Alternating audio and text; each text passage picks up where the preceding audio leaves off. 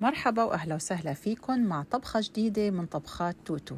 وصفتنا لليوم مميزة جدا وسهلة وسريعة التحضير. بدنا نعمل اليوم ميت بولز مع السباجيتي. يلا نبلش التحضير.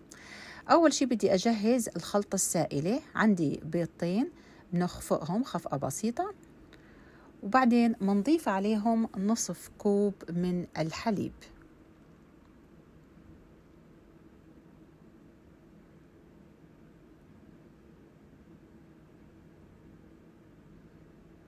منضيف 3 فصوص ثوم مهروسين. عندي نصف كوب بقسماط إيطالي، بيكون خلطة إيطالية، وممكن تستبدلي البقسماط ب3 قطع من التوست الأبيض. عندي كمان ربع كوب من جبن البارميجان. بدل البقسماط ممكن تستخدمي توست أبيض 3 قطع، بتزيلي الأطراف الغامقة وبتاخدي فقط الجزء الأبيض منها. منخلي الخلطة تتشرب مع بعضها، وبعدين منضيف حوالي ربع كوب من البقدونس المفروم. الآن منضيف تقريبا كيلو من اللحم. نصف كيلو الدهن فيه بيكون 15%، ونصف كيلو الدهن بيكون 10%. رح نضيف ملح وفلفل أسود، وأيضا رح نضيف ملعقة من خلطة الأعشاب الإيطالية.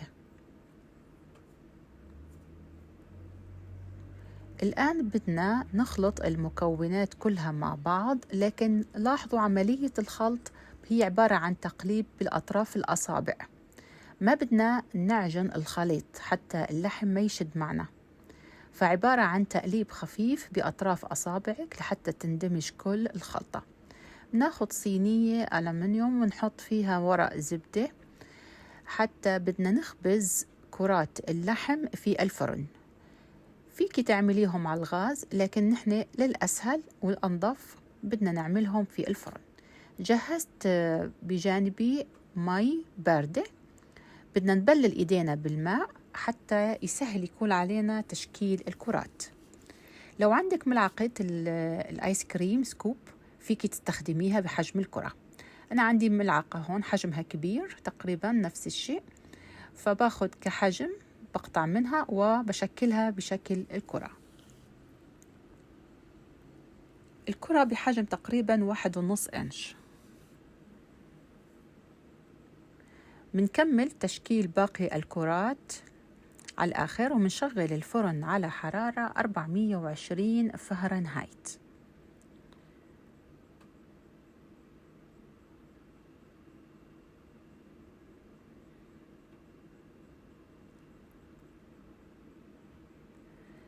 اللي بيميز هاي الكرات اللحمة إنه بتكون طرية كتير من الداخل، تحس إن هي جوسي، بتعطي طعم طراوة وطيبة كتير.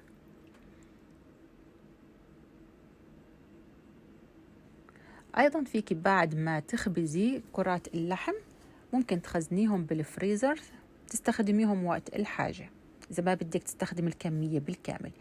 الآن في عندي زيت، خلطت زيت زيتون وزيت نباتي، وبدنا فقط نبلل الكرات بالقليل من الزيت. طبعا الفرن شغال على حرارة 420. بدي أخبزهم لمدة نصف ساعة. وضعت أول ربع ساعة أخبز الكرات على أول ربع ساعة، بعدين بقلبهم على الجهة الثانية، ومنعيد للفرن، نرجعهم على الفرن ومنخبزهم كمان ربع ساعة.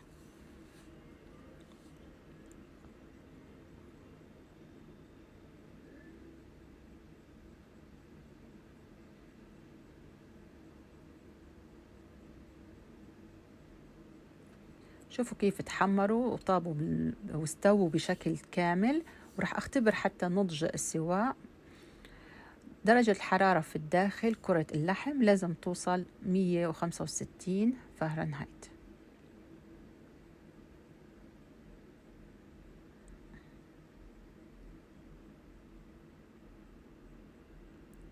الآن عندي كرات اللحم جاهزة. ممكن بعد ما يبردوا بهي الطريقة تفرزيهم بالفريزر. طبعا كمية عندي كبيرة فعملتهم بصينيتين. الآن الخطوة الأخيرة بنجيب صلصة طماطم، ممكن تجهزيها بنفسك وممكن تجيبيها جاهزة. استخدمت مطربانين من صلصة المارينارا صوص الجاهزة. بنضع الصلصة وبنضع فيها كرات اللحم وبنخليها على النار تبلش تغلي. من بعد الغليان بنخليها 10 دقائق مع بعض اللحمة والصلصة حتى يتسبكوا مع بعض وياخدوا الطعم مع بعض بالشكل كامل. طبعا بتنقصي النار، بتخليها أقل من الوسط. بعد ما توصل لدرجة الغليان احسبي 10 دقائق وبتكون جاهزة، وبتقدميها مع السباجيتي طبعا بتسلقيها لحالها، وبعدين بتحطي عليها الصوص الكرات اللحمة والصلصة، وبترشي عليها المزيد من البارميجان، وممكن كمان تزينيها بالبقدونس لو حبيتي. وصحتين وعافية، وإذا عجبتك الوصفة شاركينا بالتعليقات.